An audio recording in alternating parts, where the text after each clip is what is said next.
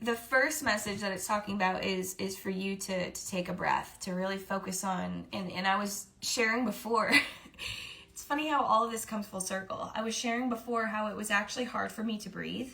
It had felt like someone was like sitting on my chest, and like at the beginning of the reading, it felt like life was like going, and I couldn't slow down. And when I couldn't slow down, there was that tower moment. That tower moment was gonna force me to have to sit my ass down to be able to breathe.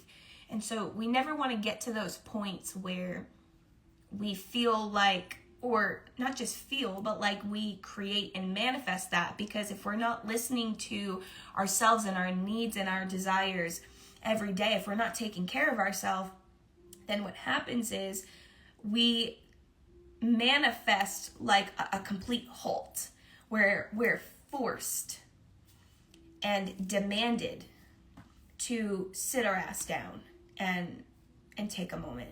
So really be mindful of the breathing that you're doing. Notice throughout the day that the breathing techniques, or how is my breath throughout the day? Like, ask yourself these things, because your breath is the bridge between your body and your soul. And so it talks about, it's the connection between the inside and the outside, connecting you to the universe, spirit, and divine source. The breath permeates your entire being with a prana, which is the same life-giving force that nourishes everything in the universe. So your breath can heal in those moments. Your breath is what grounds you to the present moment. And so believing that, one, your breath can actually ground you, right? Believing that. It says believe. The force that works through your soul, determining what's possible or impossible. The difference between success over failure, and above all, who you are, is the power of your belief. We were talking about this in the limiting beliefs as an entrepreneur, right? So that doubt, believe that what you want to create is possible. Believe in yourself enough to be able to go out there and make it happen. And remembering that the most important relationship that you have is with yourself. And you getting to honor and to nurture and love yourself more by seeking out and removing any negative feelings, negative emotions that are left over from yesterday. They don't serve you if you're carrying them over into today. So don't let the past issues of different situations, scenarios, relationships impact and interfere with the serenity that you have today.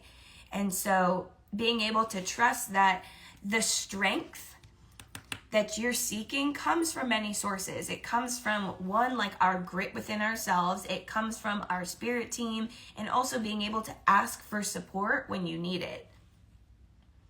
So spirit has its own unique and beautiful way of replenishing your soul with strength on a continual basis. You're never really alone, as we're always with you.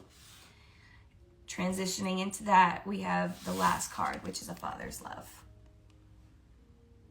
And so I think that it's beautiful that the reading that I had just done with this little section over here was talking about a father's love. And in particular, it was with two masculines, a dad and a son.